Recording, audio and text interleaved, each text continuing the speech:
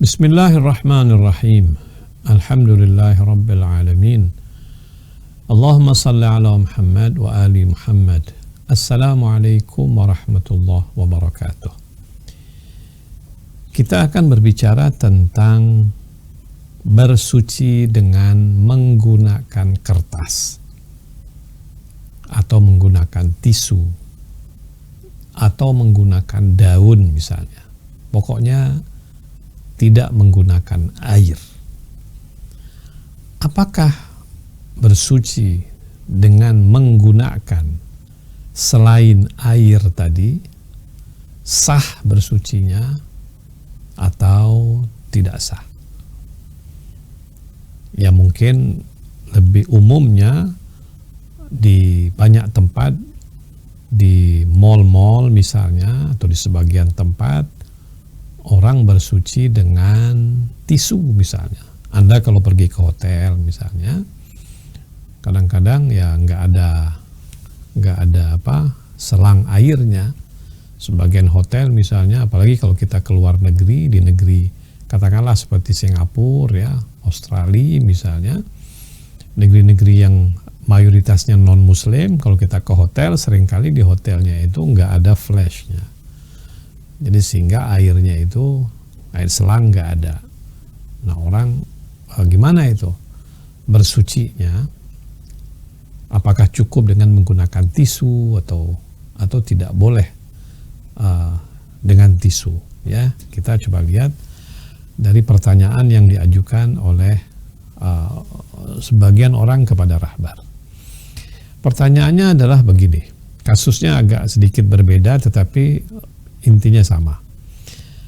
Al-asyair wa bil akhas ayyam tirhaliha la tamlikul ma'al kafi liisti'malihi fi tathhiri makhrajil baul. Fahal yajzi at-tathiru bil khashabi awil hisati wa hal tasihhu salatuhum fi hadhil hala. Ini pertanyaannya adalah dia bilang sebagian orang-orang desa terutama saat mereka misalnya mau musafir, itu ketika mereka ingin bersuci saat buang air kecil, air tidak cukup untuk digunakan.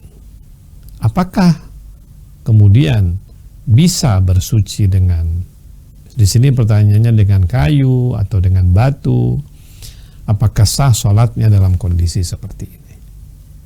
Jadi ya, substansinya sama sebetulnya, kasusnya saja berbeda.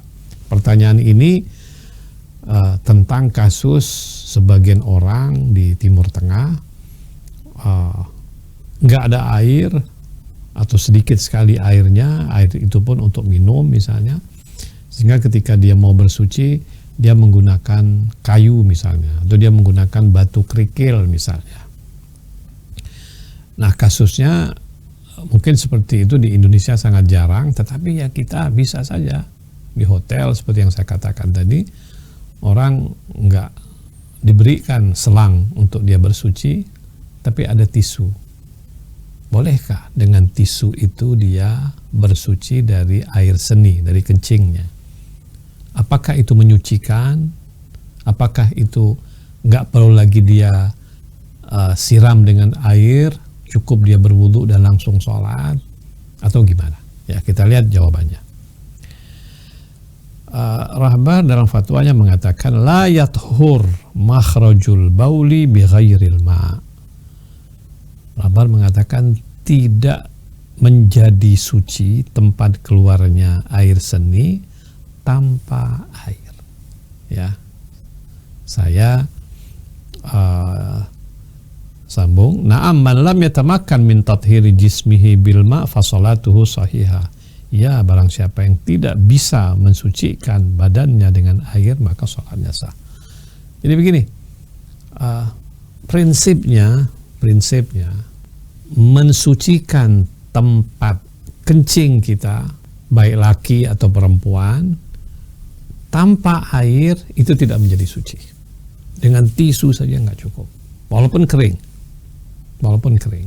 walaupun maksudnya keringnya karena lagi tidak ada air seninya, maka dia tidak najis. kering kan, kering dengan kering itu tidak menularkan najis.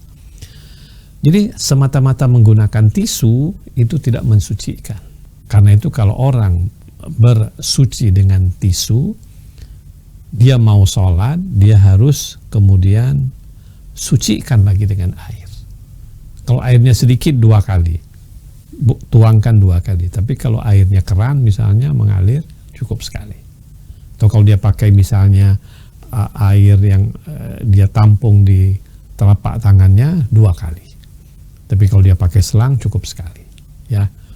Jadi tanpa air tidak bisa mensucikan kita punya air seni.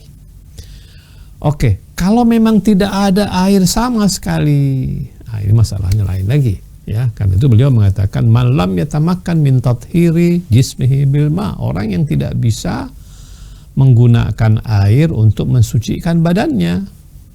Airnya nggak ada, airnya sangat terbatas misalnya, maka dia mengatakan ya fasolatuhu sahihah, salatnya menjadi benar apabila dia berwudu tanpa dia kemudian mensucikan tadi dengan air saat betul-betul darurat di mana dia tidak bisa mensucikan badannya dengan air, maka insya Allah salatnya sahih. Tetapi selagi dia bisa, maka hanya tisu, tidak mensucikan najisnya. Wassalamualaikum warahmatullahi wabarakatuh.